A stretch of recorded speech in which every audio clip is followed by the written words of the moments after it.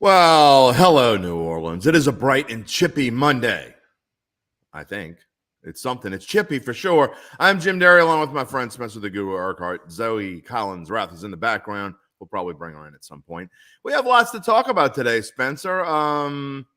There was sort of a football game that happened yesterday. Before we get to the Saints, we want to remind you the first bet is on us, Caesar Sportsbook. If you have not signed up yet, and we don't know why you would not have, but if you haven't, use the code NOLAFULL. You will get your first bet up to $1,250 back as a free bet if you don't win. Also, don't forget about our Cash In with Carville show every Thursday. You can hear what James Carville has to say about the Saints. It's probably a lot more positive than what we're going to say. And then don't forget about our newsletter. In your inbox every morning, NOLA.com/Bayou Bets, where we have all kinds of fun stuff going on there. All right, let's get to it. We're going to have some comments. Oh, there's Uncle Big Nick starting already. Who that? How about that? Hey, you still got to support them. I mean, it's thick and thin people. Don't be coming back when they start winning again. Oh, man. I don't even know where to start, Spencer. I'm going to let you start with it. Not that anyone needs to see the score, but we'll put it up there anyway. Steelers 20, Saints 10. Anyone who listened to my Datitude monologue this morning knows how I feel. And if you haven't, I'll regurgitate some of it. But, I mean, I'm not going to go into the whole darn thing. You got to go and listen to it. Let's just put it this way. It was ugly. Oh, yeah. Yeah, it's just, there's no other way to put it. It's just, this is an ugly season. And it just got uglier with this game. This is one of those games where the Steelers having an ugly year. So figured, you could at least beat the Steelers, right? But didn't happen. Andy Dalton just, I don't even know what to say. It was a disaster. Here's what gets me. And here are some of the things that I thought were the important points from this morning's show that I'm going to bring up. The Saints are facing the fifth worst rushing defense in the NFL. I don't care that TJ Watt's back. He's a pass rusher. It doesn't change the fact that they're a terrible defense against the run. The Saints run the ball 15 times. 15 times. And 3 of those were 1-yard runs by Andy Dalton. Well, one was a 2-yard run. One was a 1-yard run. One was a run on 4th down, 4th and 1. You go behind your second string center with a patchwork offensive line instead of using Taysom. Sheer brilliance, by the way. And so now the Saints, I mean, you don't run the ball against one of the worst rushing defenses in the league. And Dennis Allen's talking about, well, we were ineffective against the run. You were ineffective against the run because you didn't try to run. So Sean Payton's little clipboard holder over there needs to, I mean, they need to figure something out in a hurry because this season is gone. I mean, it's done. But, I mean, do we have to sit here and watch the same old crap every week? That's my question. Yeah, you definitely want to see improvement because it doesn't really do you much good to tank because you don't even have a first-round draft pick. Exactly. So you might as well try to keep building and working at it, which I believe they will. This is a good – I mean, we'll get to it later, I'm sure. But against the Rams, they're down bad. I went through it today, Jim. It was crazy, like just going through all the scores, trying to play catch-up since I was out a few days, just kind of evaluating all the teams. And there's half the league that is what I call down bad, which is like basically your season's either over or hanging on by a thread. 16 teams. I don't feel like it's normally this soon where you got that many teams down bad, where they're just like, it's pretty much over, and the Saints are definitely one of those. Well, I mean, and I'm not talking about the Saints because the Saints aren't going to the playoffs, but I think you probably were a little harsh because you got 14 teams going to the playoffs, you have to remember. So, I mean, a couple of those borderline teams are probably a little less borderline than you think. Green Bay yesterday, they saved their season. They did, and they looked a lot like the Green Bay of old, coming back from a 14-point deficit. But the problem with this team is you cannot feel positive in any way, shape, or form right now. And it's not just that they lost to Pittsburgh. You can say, okay, you lose to a team. Look, a Mike Tomlin team, especially after a bye week, they have now won, I believe, 7 games in a row after their bye week. And this isn't the same Pittsburgh teams that we're used to. But you knew they were going to come out strong. But to come out and just lay an egg and not show up, because I don't know. I can go back and look and go game by game and try to figure it out. But how many games have the Saints just not shown up for this year? It's getting old. If you show up and you lose, fine. You lose. Okay. Then you can talk about excuses and, the offensive line has injuries, and the defensive backfield has injuries, and wide receiver has you could talk about any excuses you want, and we'll listen to them. But I'm not up for excuses if you just don't show up and you play like heartless bums. Yeah, that's the difference between this year's team and last year's team is that both the teams were decimated. No Michael Thomas, no this guy, that guy. A lot of big players out. But last year's team just had heart, and they ended up having a winning season. Yeah, they missed the playoffs, but you could at least hang your hat on the fact that they fought hard and had hope for the next year. But this year's team just doesn't seem to have that. They just seem to almost be packing it in, and it's a shame because they've got a lot of veterans. It's one of those things when you have a lot of veterans, it's like it can get ugly quick because at least if you got a lot of young guys, they fight harder. I mean, the teams like the Falcons and stuff. I know the Falcons have stunk lately, but they've had a better year than the Saints though because they fought harder. Much They better. showed more heart, as you like to say, Jim, and the Saints are just one of these teams. Like, you know what the Saints remind me of? The Saints are like the Raiders. I know the Saints beat up on the Raiders, but they're just a team that went into the season with expectations and now just look defeated.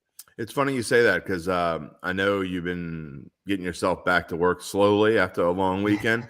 So you didn't hear Datitude this morning, but that's one of the things I talked about it towards the end of my monologue was there are three teams that have basically everything in common. The three teams that were expected to come in this season and be good and have absolutely stunk up the joint: Denver, the Raiders, and the Saints. And they all have something in common. They have first-year coaches with their teams. Two of them are retreads who were coordinators, and another one was just a bad hire in Denver. So, I mean, and the question is, are all three going to get fired? Are all three going to be one and dones? I mean, it's certainly possible. But you can't. It's one thing for your team to go out and stuff happens and the dominoes don't follow your way, and you have seasons like that, and you just lose close games. But this team was losing close games before. Now they're just stinking. I mean, now they're just not showing up. And that's what I thought it was interesting what Derek Carr said yesterday. I don't know if you saw his press conference after the Raiders lost to the Colts yesterday, Jeff Saturday's debut. But he was tearing up. Derek Carr was tearing up because he says, what hurts him so bad. He basically called out. He didn't name names, but he came out and said, most of us are fighting our butts off every week, and taking stuff we don't want to put in our bodies just to be able to go to sleep. And there are other guys out here are taking this for granted and basically collecting a paycheck. And no one's saying it on the Saints team. But I think that's where we are right now. I mean, we don't have to name names, but I think we all know who they are by just watching. And, I mean, so I think that's where these Saints are. By the way, before we move on, I failed to mention Zach is on a plane right now coming back from Pittsburgh. So that's why he is not on the show today.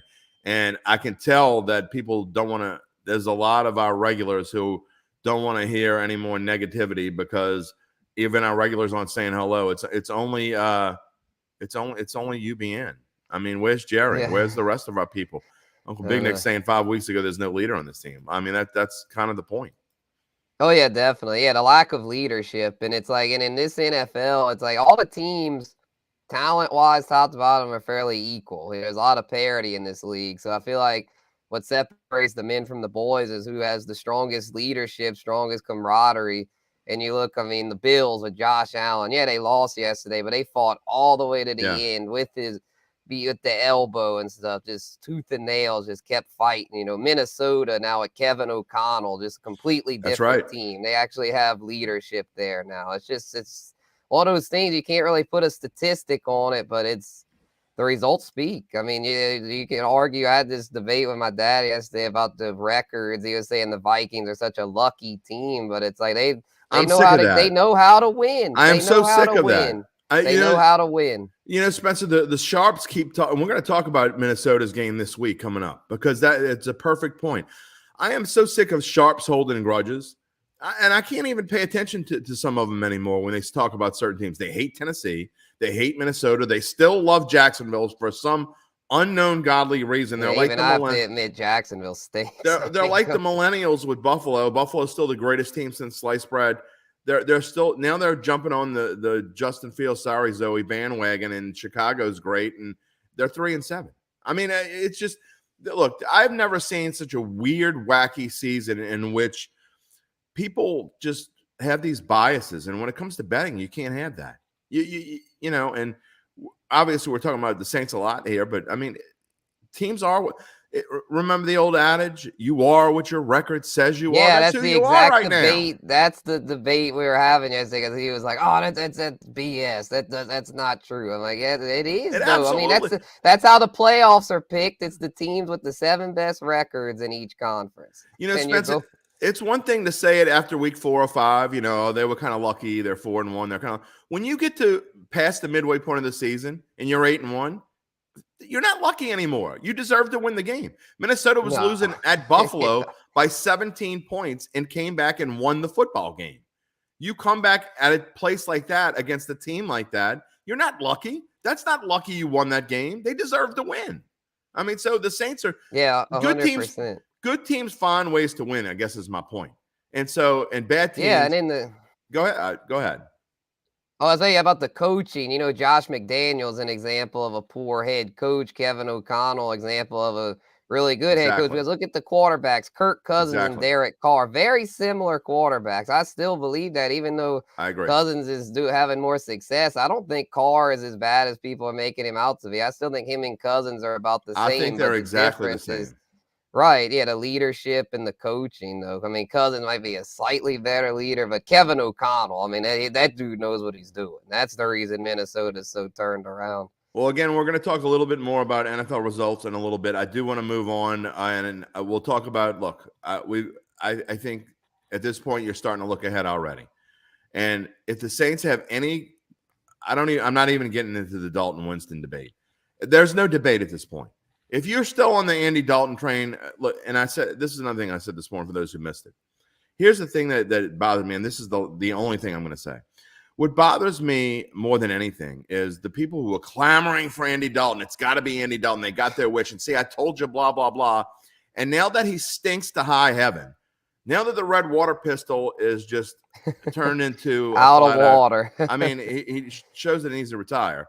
Okay. Now they're saying it doesn't matter. So don't tell me it doesn't matter now. If you were all over Andy Dalton before and now you're saying it doesn't matter, you're just a hater. I feel like with Jameis Winston, at least Jameis Winston would have tried. Like, even when he was down bad against Carolina, had the broken back, he was still trying. Exactly. Andy Dalton is a 30-something-year-old who's just accepted that he's a backup and is just he doesn't seem to care. Like, he just doesn't seem to really have that competitive fire. No, but he's never really had that competitive fire. That's who he is. I mean, sometimes it's a good thing. Look at his primetime results. I mean, that's usually when like people that really have the chip on their shoulder shine the brightest, and then that's when he does the worst. Well, I'm guessing, I think there's a good chance that Dennis Allen makes the change this week. You could kind of hear it in what he was saying yesterday, and he didn't want to say it. But here's the thing. Why didn't you make it before this week? Andy Dalton was 3-13, now 3-14 in his career against the Pittsburgh Steelers. That's kind of like a starting pitcher. You know, if he's pitching that, if you got a 3-day, let's say Team A is playing Team B, and he's 3-13 against Team A, or 3-13 against Team B, and he's scheduled to pitch the last day of a 3-game set, you just push him back a day and let him pitch against Team C. I mean, why wouldn't you let Jameis Winston try to go against the Steelers? I didn't understand that at all. Speaking of Jameis Winston and possibly playing, guess what? The good news is if you're looking for just the Saints victory and you're trying to stay on the train as long as you can stay on it, this is about as good a situation for the Saints as they could possibly get. They're hosting the Los Angeles Rams, the defending Super Bowl champions, who are probably actually in a worse situation than the Saints are. Because not only is Matthew Stafford their quarterback in concussion protocol, and I'm guessing at this point at 3-7, I think it's 50-50 at best if he plays this week. But I think it's 98% chance that Cooper Kupp doesn't play. They have other receiver issues. They can't do anything on offense. And so the beleaguered Saints defense might get a reprieve this week. The Saints are actually 3-point favorites at 3-7 against the defending Super Bowl champions. Unbelievable, huh? But that just goes to show how down bad the Rams are at the Stafford and then Cooper Kupp probably out. They're not sure the severity, but it could be a high ankle sprain. So he'll probably miss multiple weeks. Thanks for us fantasy managers. But yeah, as far as and Uncle Big Nick just commented, out multiple weeks. So yeah, I mean, this is a perfect get right spot. But the problem is, it's like, even if you win, it's just the season's over. So it's just There's no get right spot. Yeah, so I mean, but again, like I said earlier, you don't have a first rounder, so you might as well try to win. But I don't feel, I think that I can't pick the Saints right now, and unless they name Winston the starter, I'll pick them. But if they don't name a starter and wait to the end, I guess if they end up naming him the starter, I'll pick him. But if it's Dalton, I think the Saints get blown out, even against the crappy Rams. If they don't pick him now, it's out of sheer stubbornness. And again, I said a month ago, it's the kind of when he said that Andy Dalton's our starter going forward, regardless of Jameis Winston's injury. And Mike Triplett had a great thing on New Orleans Football is the name of the podcast that he works for now. Great story on Jameis basically coming forward and saying, I was promised this job back when they weren't going to take the job from me due to injury, and they lied to him. So if you don't make this move now, then you're just being stubborn, and you get what you deserve. I mean, and I'm serious. If you should go, I hope they go 3-14. If they don't make this change now, they should go 3-14 and clean house and start over. They'll have to clean house at that point. Maybe then they could. I mean, I know people won't want to hear this, but I mean, he probably gets suspended next year. Try to trade Kamara for it and get a first back. I mean, if you're that down bad, you might as well try something. If there's any tradable commodity on this team, there aren't many. There's a couple, but Kamara might be the only one. And I don't disagree with you, honestly, because Saints fans don't want to hear it. But I don't care what happens. I don't care who you bring in. I don't care what you do next year as a rebuilding team, because they're in cap hell. They're in absolute cap hell. You know, Mike Thomas is going to find something else to be injured about next year. I saw his cryptic tweet. You're stuck with his salary. It wouldn't surprise me at all if Marshawn Lattimore finds a way to be hurt next year. Look, those two guys trade alone. Him too. Lattimore is probably still tradable. Thomas is. I don't think you can trade Lattimore because his cap hit is $40 million next year. Oof. So he's almost untradeable. So Thomas and Lattimore alone combined are over $60 million of cap hit. I mean, you're in rebuilding mode, and you're not going to get a quarterback with no money. I do want to move on. We can come back and touch on this in a minute. But look, let's talk about more positive news. Something that we obviously can sink our teeth in. We talked about LSU and a potential of a trap game, and it was. LSU won 13-10. I'm not sure why Zach covers +6. They were never +6. It never got that high. Wasn't it 3.5? It was 3.5. Yeah. So I don't know if he was using an old slide or what he did there, but and it was the under 59 that came in very late. So maybe the line very last second went to +6, but I was doing it all morning. I don't remember it being that high. I think it was 4.5. Oh wait, it did move. It went to like 5 because of the quarterback for Arkansas. Right. When Jefferson announced it didn't play. Yeah. But anyway, the good news is, look, Brian Kelly said we came out without our A game and found a way to win on the road, and that's the gist you take out of it. LSU. This is times in the past when LSU would have lost a game like this after winning the big game in Alabama. You knew they were going to come out flat, so it's not a surprise. The fact that they found a way to win, they had several chances to lose that game. And Harold Perkins is just an absolute beast. Oh, 100%. Yeah, I got to watch it. We were chilling at the spot, where we're at on my little trip. And, we were watching it. And, Perkins, man, every time he was swarming to the ball, just just making it hell on the QB. Like, I mean, I couldn't believe it. That was one of the best performances I've ever seen. Like, I think that the way he's looking, like he's going to be a top 5 draft pick. I mean, Harold Perkins is got a ways, and he's only a true freshman, so he can't go anywhere for 2 more years. He's kind of like probably the closest thing to Will Anderson, as far as being just a dominant force that can take over the game and. And man, if that's right, Zoe, that's even more impressive. Yeah, Zoe's talking about how, and we had a story on this that Leah Van reported that he had the flu and puked before the game and said he's good to go. He's good to go. Well, like Michael Jordan, the flu game, he does better. Kind of, yeah. Oh, and then I don't know if you saw the meme about that Brian Kelly called. He said, "Boy," he said, "No, I want to go out there and play." He said, "You're like MJ," and he said, "Who?" That's how we know we're getting old, man. Oh yeah, MJ. That's crazy to think. Oh yeah, MJ was he was it was. I would always hear the stories about him, but when I was little, it was Kobe and LeBron. MJ was out of the league at that point. I watch basketball just to watch Michael Jordan play. I mean, it is what it is. I saw him playing. And how old am I? I was in the stands when he played in the 1982 NCAA championship game in the Dome, and MJ was playing for North Carolina. That's how old I am. So anyway, nice. So I thought I'd throw that in there. All right, let's look ahead and UAB and LSU, and this, another trap game. You don't often get trap games back to back, but it kind of is because UAB is a lot better than a lot of people know. The Blazers have played very well this season. LSU is only a 14.5-point favorite. I wouldn't touch this game with a stick, as we like to say here. And I mean, you can ask me later in the week who I like, but I don't know. I have to look at it a little bit more. But LSU in a spot now where they really just need to win. I guess if you want to say they need style points to have a chance to get in the playoff, maybe. But this is a team that, I don't know.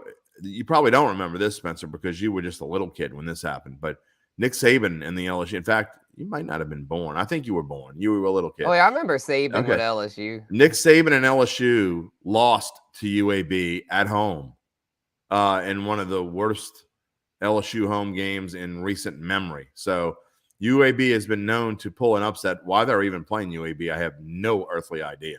Should be playing Tulane right there. If you're going to play UAB, play Tulane. So an interesting spot for the Tigers this week. Can they keep it rolling? Yeah, I think they do. I haven't done a whole lot of research on UAB, so maybe my opinion will change by Thursday. But as of now, I like them. Oh, Jerry made it. What's up, Jerry? Jerry's back. He's got no words. I don't either. Well, we got a lot of our bashing out of the way, but yeah, as far as UAB, I mean, I know they've had a good history recently. I think they had a few years ago, like 10 years ago, like dropped football. Yeah. And now they're like back to being one of the better Conference USA teams. But I think LSU is going to bounce back after Saturday. Saturday was kind of a dud that they came out with a win. So I think they're going to be, feeling good after that. And I think they'll win this by 20 plus. We'll see. I think that as long as their defense keeps playing like they've been playing, and we saw what the defense did. What is it? New Mexico or New Mexico State. I keep getting them mixed up. But whoever, the New Mexico team that they played, 4 or 5 weeks ago, and they only allowed 2 first downs. I think that might be the defense that we see going forward. All right. We're going to let Jerry say this because I know we're in the middle of LSU. Dennis Allen needs to go. We're gonna, we're gonna close the show with our thoughts on that, Jerry. So stick around. But I do want to finish up on some other things going on. Lastly, I'll show this. It is official. LSU will face Georgia in the SEC championship game, no matter what happens the rest of the way. Georgia's opened up as a 16-point favorite against the Tigers. God, I hope I'm wrong, but I don't think that's enough points. I mean, yeah. I don't. Yeah, Georgia's got that look, man. I told you a couple of weeks ago that Georgia. After the Tennessee thing, which I'll tip my hat to you about that, Jim. After that showed me because I watched that game from start to finish. Georgia, that they're probably gonna repeat. So I mean, I think they are. 16. It is a lot of points. Maybe LSU covers. I don't know. I'm not gonna make my pick yet. The game's like 3 weeks from now, but. I don't know. It's just Georgia's. They're not. I just don't see LSU being able to go into Atlanta and take them down. But I don't like taking one team and allowing and going against the field. Basically, I don't do that very often. I kind of did it last year. I took Georgia, and I waited a little too long this time. But I did get Georgia to even money last week. I just don't see how they're gonna Oh, I lose. got you. Yeah, I mean Ohio State. CJ Stroud. He's kind of rounding in. Yeah. He got off at a little bit of a slow start, but he's really rounding in the form where he should, He was great keep against this going. Indiana. Yeah, I know they haven't really played anybody, but he's gonna win the Heisman. He's gonna have all the momentum because I think they're gonna roll Michigan. I'm sure we'll get to that one. I But agree. is that this week or that's the last No, week? that's 2 weeks from now. 2 weeks. Okay, Yeah. yeah. But I think they're gonna roll and they're gonna just have a pretty easy road to where Georgia's got to deal with all the SEC. I mean, with SEC is a hell of a lot tougher than the Big Ten, but I think Well, CJ Stroud against that Georgia defense, if it ends up that, will be really fun. yeah, I will say this. I think that Ohio State is the only team in the country that can beat Georgia. I'm not saying they will beat Georgia because I don't think they will, but I think that they're the only team that can beat Georgia. So that'll be interesting to see. If Michigan somehow beats Ohio State, then Georgia, you can crown them.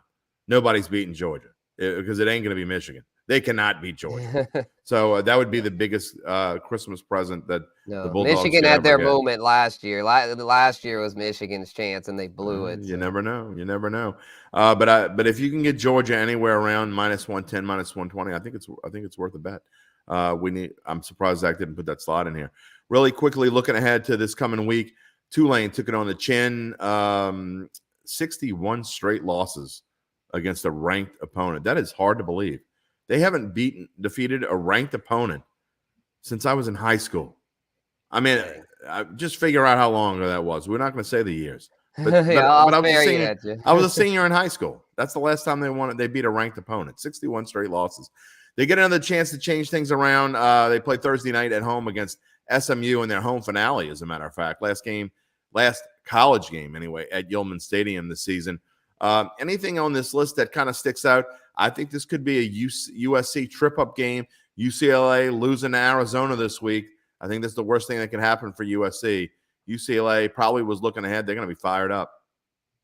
Yeah, that's true. Yeah, they could. I like USC though. I'm a big Caleb Williams truther. I mean, that dude he's fun to watch, but could be a little tricky. It's like Oregon, Utah. I think Utah. I mean, that's still a pretty good team. That could be tricky for Oregon because it's this Bo Nix. Really, I mean, he was so bad with Auburn. I know he's done a lot better with his new team, but it's just the Pac-12. Like he's had a lot of easy games where Utah's not going to be easy. So I'd probably be a little more worried about them than USC. Yeah, and I think that Oregon bounces back too, though. Another team that was a 13-point favorite and lost straight up this past week to Washington. So that was one of Zach's picks, by the way. Oregon -13.5. I don't think so. But we're not going to beleaguer. We're not going to beleaguer his picks because he didn't even. I noticed he didn't give us a big bucks list. It's killing him that I'm still winning. I mean, I had my first losing week of the season record wise, but I still won money.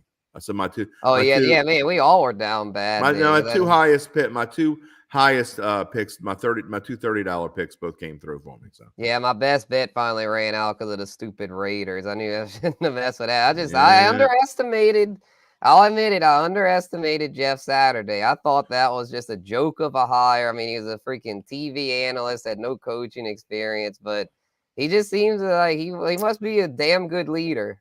I will say this. And he made the quarterback switch that made way more sense than what they were doing before he got there. I know you're fairly new into this. A little tip.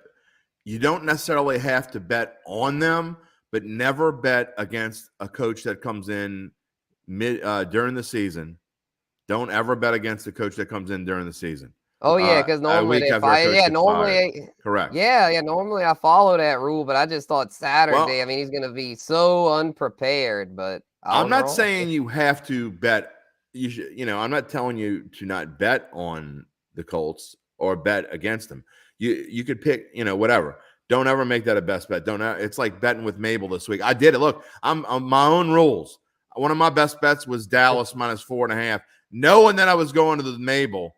And I still did it. I do it about once or twice a year. Yeah. I have those brain farts, and I go against my own rules, and it bit me on the butt. To bounce back this way. Yeah. All right. Before we go back to the NFL, because we are going to go back to the NFL, just want to talk about the Pelicans very briefly. Middle of the homestand, they get the Grizz coming in here tomorrow night. The Pels are just not playing very well right now. I know that they found a way to beat the Rockets up 18, then down 8 in the fourth quarter, found a way. Jose Alvarado gets kicked out of a game. I hope maybe that fires them up a little bit because they're not playing well, and they've got a tough schedule on the horizon. Bulls, Celtics, and the Dubs coming in here. I mean, that is not an easy schedule. And then you go to San Antonio, you go to Memphis Thanksgiving week. Pels better start figuring things out because they're just not playing that great right now. Yep, and I'm just gonna say it. Zion's got to step up in a leadership role. I mean, yeah, he's fun. He does all his flexing and this and that, but he's got to be a leader. You know, he's got to. I mean, because he's the big scorer. I mean, I know CJ's the veteran, but Zion to me has got to shoulder more of that leadership role if this team's gonna go far in the playoffs. Agreed. And look, we're gonna wrap up the show in about 5-10 minutes with our final comments on, because we never really talked about Dennis Allen. I do want to talk about that. If you want to comment on it, now's your time. You can comment wherever you're watching. Feel free to type it in the comment slot. We'll show it when we get to that segment. Want to go back to the NFL again, not just about the Saints, but some interesting results yesterday around the NFL. Maybe the most surprising one is, I'm not surprised that I picked the Vikings to cover. I thought they would play well. People keep dissing this team. They keep giving this team way too much. They keep giving their opponents way too much stock, I guess is the way to put it. The Vikings are one of the best value bets, and we're going to get to the look-aheads in a minute. The Vikings are one of the best value bets in the NFL week to week. Them and the Giants. They keep the Giants only being a 5-point favorite. I should have made the Giants my best bet. I like that was Giants. My best bet. Yeah, that should have been mine. Yep. So that's free money right there. That's what you look for at this point. You look for the teams that keep getting dissed and the ones that keep getting overvalued. And to me, the Giants and the Vikings are some of the most undervalued teams when it comes to lines. And so I don't understand these lines at all. There's nothing else really. I guess you could say Colts Raiders is a surprise, but look, when you talk about a team that stinks like the Raiders and there's obviously dysfunction there, Josh McDaniels better figure a way very similar to Dennis Allen.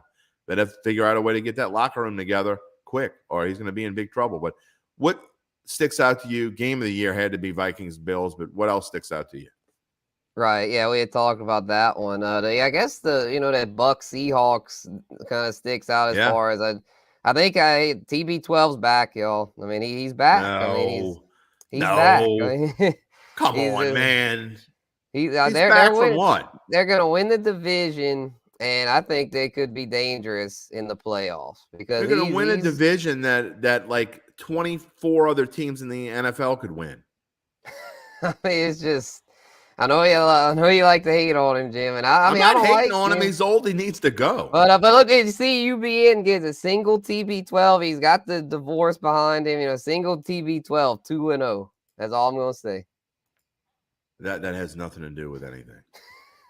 Exactly, absolutely nothing to do with anything. But he's looked. I mean, he looked. The Seahawks. You think it's a good thing to get divorced from Giselle? I just want to ask that question. Do you think it's a good thing that he got divorced? I mean, if you he loves football more. He picked football. Spencer, I think he has a problem. He picked football over Giselle. He picked stats.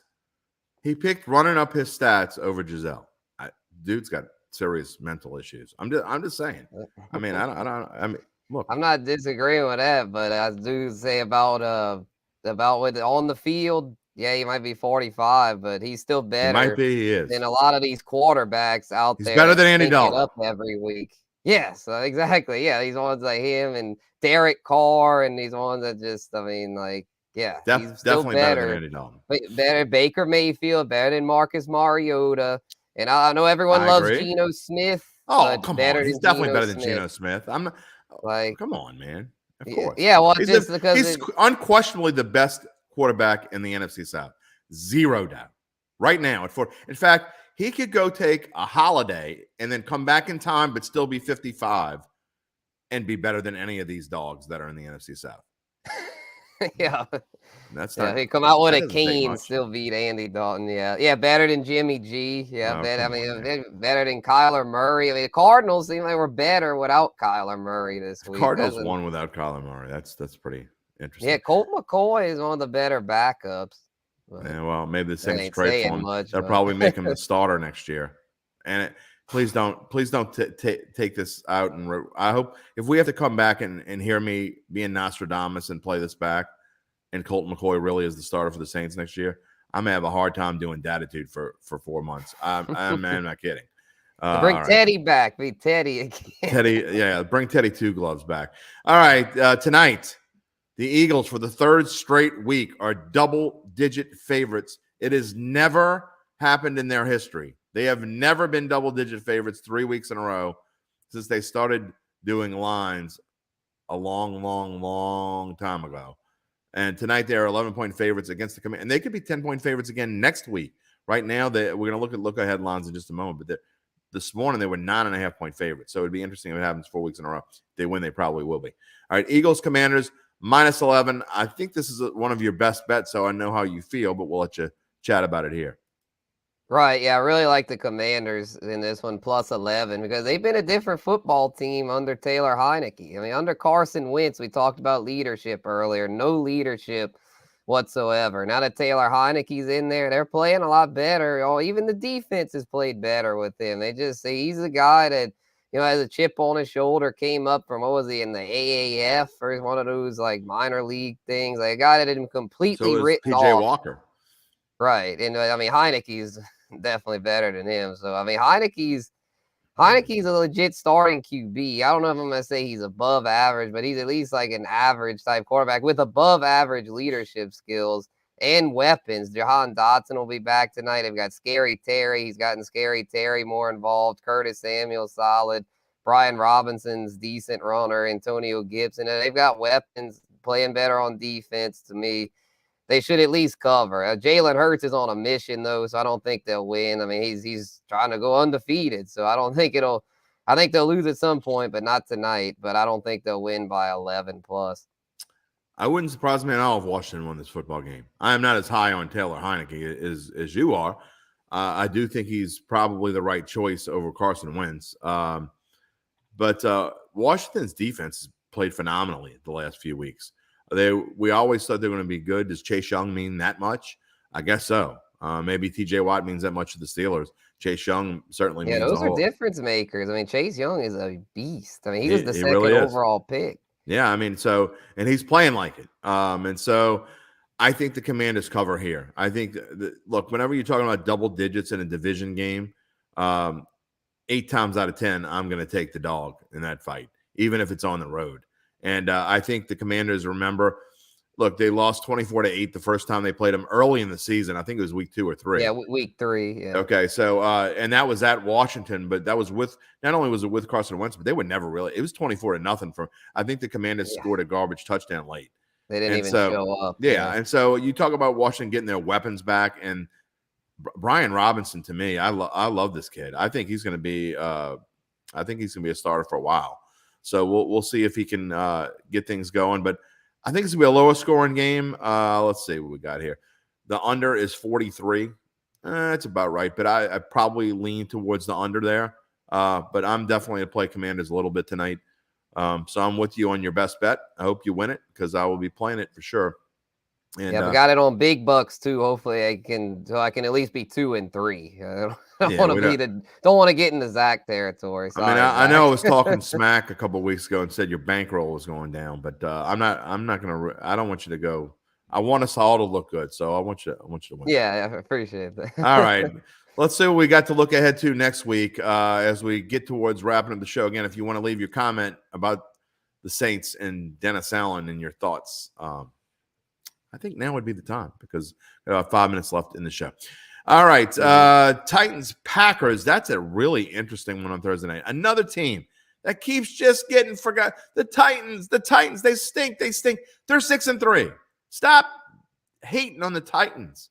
I know you're still probably hating on the Titans. I told you 6 weeks ago the Titans were going to win this division, but no, it was going to be Jacksonville, you and Zach jumping all over me. Yeah, Yeah, they're the best team there. The thing that I like the Packers in this one though, because I think the Packers are starting to get their swagger back, and I They think had this. one starting to get their swagger back. They played one good game. Actually, they played one good quarter.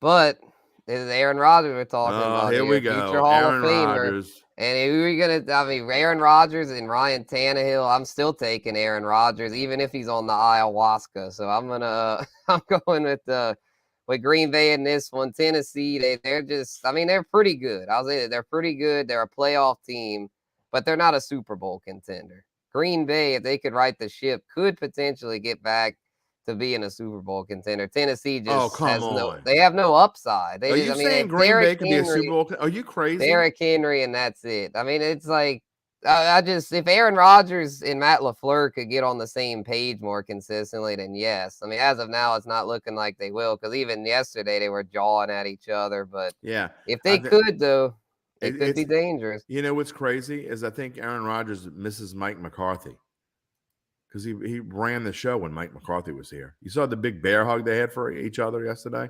Yeah, they clashed a little bit, but they actually Don't yeah, I think they might low key miss each other. don't buy into what you saw yesterday. I'm telling you right. Don't get caught in that trap. Don't go eating fruitcakes with Aunt Mabel, Spencer. I'm not saying it's gonna be my best bet. I'm just saying don't go eating lemon cookies with Zoe. I mean, well, don't do it. The Tennessee thing in Georgia, that's the one that still left a bad. Those fruitcakes left a bad taste in my mouth. They usually will, my friend. And then UBN, I wanted to point out his comment real quick because I got Devontae Smith over on yards is the other play for daily best bets. Didn't realize it was his birthday, so that's even more reason to go play that. God, I hope y'all are wrong. He's just saying that because I'm playing against him tonight, and he's got Devontae Smith, and I have Jalen Hurts. So I know that's all the reason why he's saying that. All right, other games on here that I think are interesting. Another one. We talk about it. They keep dissing on the Vikings. What is wrong with these people? The Vikings at home are a 1-point underdog, and actually it was 2. Yeah, underdog. It was 2 this morning. Oh it was God. a 2-point game this morning. So I don't know if Zach, if something changed quickly, or if the Sharps bought up or finally buying on Minnesota. That is an absurd line. And I don't know what I'm going to pick. I may pick the Cowboys when all is said and done. I got to look at the analysis, and I know this is a letdown spot, but Minnesota keeps winning. They keep winning, and they keep getting. That is a ridiculous line. No matter who I pick, because again, I may pick the Cowboys once I do my analysis, but that is an absurd line. It makes no sense. And then the Chargers are for the second. I bet you this has never happened. I bet a team has never been a 7-point underdog on Sunday night 2 weeks in a row, because that's what the Chargers are. They're playing the Chiefs, and I think the Chiefs are starting to figure things out.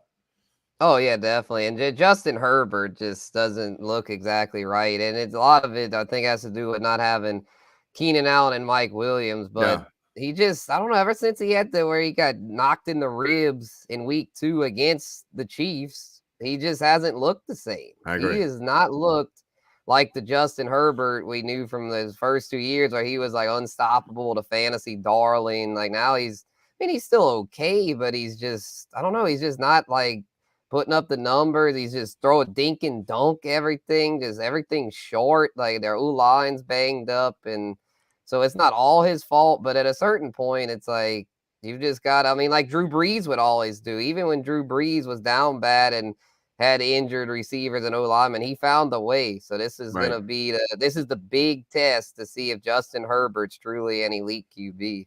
That leads into my point about Dennis Allen as we go to close this show. Good teams don't make excuses, and good coaches don't make excuses. And I've heard at least 5 or 6 occasions this year, and I played the clip on the show. We've just got to get better. We didn't do this, we didn't do that, and start talking about the refs. He made another comment, and it was a little bit less forward. He wasn't as blunt this time, but he made another comment about the refs. He pointed out the fact that they had 10 penalties to Pittsburgh's 4. You're not doing that because you're saying that your team shouldn't commit that many penalties. He was doing that to point out that he thinks that his team got screwed. And you lost 20-10. The refs should never even come. If somebody asks you about the refs, you know what Sean Payton would do in a situation like that? I'm not talking about that. That's what would happen. Yeah. I mean, every now and then, Sean Payton would say something very real, never more than once or twice in a season. Dennis Allen's now done it like 4 or 5 times. Stop playing. That DPI at the end of the game was a terrible call. There's no question. It was 20-10. There's no question that it was a terrible call, and it allowed the Steelers' drive to go on. Actually, I think that was leading to their touchdown. So I'm sorry, it was 13-10. It was 13-10 and allowed them to score that last touchdown. But the game didn't change. The Saints weren't winning that game whether they scored a touchdown there or not. They could have gone for a field goal, missed the field goal. It stayed 13-10. The Saints still weren't winning. Not with the water pistol. They have no life. There's no life on this team. So to me, that leads to big trouble. And if they don't win more than 3 games down the stretch, I don't see how Dennis Allen keeps a job, even though Mickey Loomis, as I said again, on Datitude, Mickey Loomis is loyal to the core, loyal to a fault. I don't see that he's going to make a change unless Dennis Allen wins fewer than 6 games. Yeah, for sure. Yeah, I'm thinking that I've kind of caught my head. Like, I'm thinking that they'll probably win. I would think they'll win this week. Go back to Jameis. Go back to Jameis. We'll see. I'll believe it when I see it. I think they'll win, like 3, probably 3, win about 6, because, 6-11. I think they'll do enough to save his job. But I tell you what, it could, yeah. I mean, it's in it, but I will say this. I mean, I'm saying this about that contingent on he makes the switch. But if he doesn't make the switch, if he sticks with Andy Dalton, they might not win another game the rest of the year. And then in that case, then yeah, they'll have no choice but to fire him. But I would think because from his comments in the presser, like, he did not commit to Dalton one bit. So that tells me he's gonna make the switch. Yeah, and look, even if the Saints win this week, which obviously they're favored, they have a good chance to win this week. Again, a team that is dysfunctional and could be missing their quarterback again. They're really in trouble without their quarterback because they have no running game, and they're even in more trouble without Cooper Kupp. So I don't know how they're going to move the ball. Smash the under in that one. Yeah, well, it's 39, so I don't know that I would want to do that, but we'll see as we go along in the week. So, but that being said, even if the Saints were to win this week, then they go on the road to San Francisco, go on the road and play Tom Brady on a Monday night before their bye week. Ugly. So if they get crushed by Frisco and Tampa Bay, which is, I think it's more than just a possibility. I think it's a solid chance that happens. So then they would be 4-9. And going into your bye week with zero confidence and not caring, they might not win again. So enjoy this week, boys and girls. And Zach was giving me grief earlier saying Monday overreaction, and I'm Monday overreaction. What about the last month? I'm not just talking about what I saw yesterday. I'm talking about what I've seen for the last month. I mean, other than the Raiders game, they've played like bums. Yeah, and the Raiders game was because Dennis Allen was fired up to beat his old team. Exactly. And not only that, the Raiders are just as dysfunctional as the Saints. Yeah, and true. And they had might be even more dysfunctional. Yeah. They had the flu bug in their locker room. Zoe doesn't know I'm about to bring her on. So here's your 2-second preparation. We're going to have final thoughts here. And so I'm going to ask each of you your final thought. It could be about the Saints. It could be about LSU. It could be about anything you want. It could be about Justin Fields. Anything you want to talk about. And you got 1 minute each to do it here as we close out the show. I'm going to start with you, Spencer. All right, yeah, I'll go with Justin Fields. Shout out to Justin Fields. He's been racking up Zoe's thunder. Fantasy points. I'm sorry, Zoe. And, I never saw that coming. I had to do it. I had to do it because he's been just doing so well. Because, I mean, I'm a fantasy guy. I mean, they call me the guru because of fantasy football. So, like, I mean, I just had to shout him out because 2 weeks in a row now, #1 scoring quarterback, outscored Allen, outscored Mahomes, getting me back in contention in 2 leagues that I was down bad in. So, hope he keeps it up, Zoe, because, man, it's fun to watch. Zoe, I can't believe he did that. I really, I can't believe sorry, I'm sorry. I couldn't help myself. Listen, I was going to talk about my forever quarterback too. Like, he is the best quarterback the Bears have seen since, let's call it, the 1950s. Oh, come on. Sid Luckman. Thank you, Spencer. You can see Justin Fields' growth. He has more rushing touchdowns than a couple of the other teams in the NFL, like the Colts. and I want to say the Bucks, to name a few. And he has a lot of room to grow. The only reason why the Bears suck right now is because we're still dealing with previous management. So, and they traded away their 2 best defensive players, but and you one know, of the best defensive players in the league, in Roquan Smith. yeah, and he's blossoming in Baltimore, so good for him. But that gives the Bears a lot of cap space. So I think the Bears are going to have a very interesting offseason, and let's see what happens in the next year or two, because Justin Fields is coming. He is going to be great. I appreciate your optimism, but it's all I have as a Bears fan. About 4 weeks ago, and I hope you don't get offended. I hope we can still be friends when I say this. But 4 weeks ago, Justin Fields was a dog. I mean, no one was talking anything good about him except he knows how to run the football. Now, all of a sudden, because he's had a few good weeks, this is the Justin Fields we thought we were getting. He's great. Dan Orlovsky actually, Uncle Big Nick told me this morning, Dan Orlovsky said it should be an MVP candidate. Are you out of your ever-loving mind? I had to watch what I said there right there. I think Justin Fields is showing great glimpses, but he's got to get that consistent. He needs to be more consistent to be an MVP candidate. And there have been so many moments we've seen like, yes, that's a Justin Fields we won over the past 2 seasons, but he needs to be protected better, and the defense needs to be protected better, because I'll tell you one thing, I will lose my head if we lose to the Lions one more time. Yeah, and I'll say this too. Everyone doubted Lamar Jackson, MVP. I still do. Everyone doubted Jalen Hurts, MVP candidate. No, Y'all got to stop doubting the mobile QBs, man. That's the way of the future. It's not about the mobile QB. It's not the wave of the future. They've been doing this for like 6-7 years. They don't win Super Bowls. It's going to happen. It's going to happen. When? Probably this year. I mean, Josh Allen or Jalen Hurts. One of them's probably going to. When I'm in the nursing home and you're 50 years old, please bring your phone or whatever devices we're using then, and somebody wins, some mobile quarterback finally wins the Super Bowl. I invite you over. Multiple. Invite you over to the nursing home, and you can show me the clips.